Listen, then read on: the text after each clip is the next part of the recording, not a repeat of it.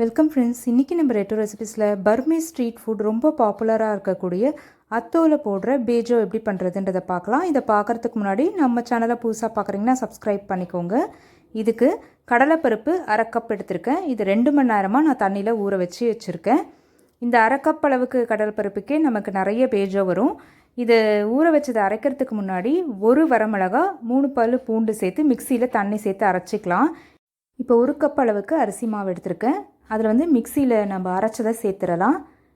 மொத்தமாக அரைக்காமல் ஒரு கைப்பிடி அளவுக்கு கடலைப்பருப்பை எடுத்து வச்சுருக்கேன். அதையும் இப்போ இதில் சேர்த்துடலாம். இதுதான் அந்த கிராக்கர்ஸில் கடிப்படும் போது ரொம்ப டேஸ்டியாக இருக்கும்.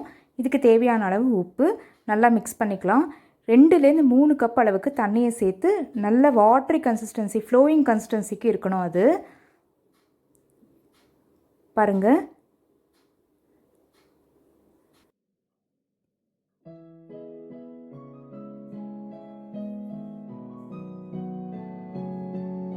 இந்த அளவுக்கு இருக்கும்போது தான் நீங்கள் எண்ணெயில் அதை சேர்த்த உடனே நல்லா கிறிஸ்பாக பொரிஞ்சு வரும்.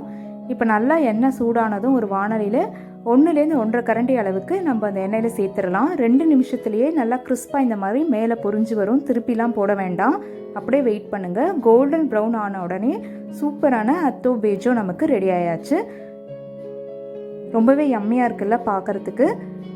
இதுதான் ரொம்ப டேஸ்ட் கொடுக்கும் அந்த பர்மீஸ் அத்தோவில். இதை சேர்க்கும் போது தான் நடுவில் இது கடிப்படுற டேஸ்ட் சூப்பராக இருக்கும். இது எவ்வளோ கிறிஸ்பாக வந்திருக்குன்னு பாருங்கள். இதை நீங்கள் நிறைய பண்ணி ஸ்டோர் பண்ணி வச்சுக்கலாம். 1 வீக் வரைக்கும் நல்லாயிருக்கும். இந்த பர்மீஸ் ஸ்ட்ரீட் ஃபுட் பெஜோ உங்களுக்கு பிடிச்சிருந்தா கண்டிப்பாக ஒரு லைக் கொடுங்க. சப்ஸ்கிரைப் பண்ணிவிட்டு பக்கத்தில் இருக்க பெல் பட்டனை கிளிக் பண்ணுறது மட்டும் இல்லாமல் ஆல்ன்ற ஆப்ஷன் செலக்ட் பண்ணிங்கன்னா அடுத்து வரக்கூடிய இந்த இன்ட்ரெஸ்டிங் ரெசிபி நோட்டிஃபிகேஷனுக்கும் கண்டிப்பாக வரும். தேங்க்யூ.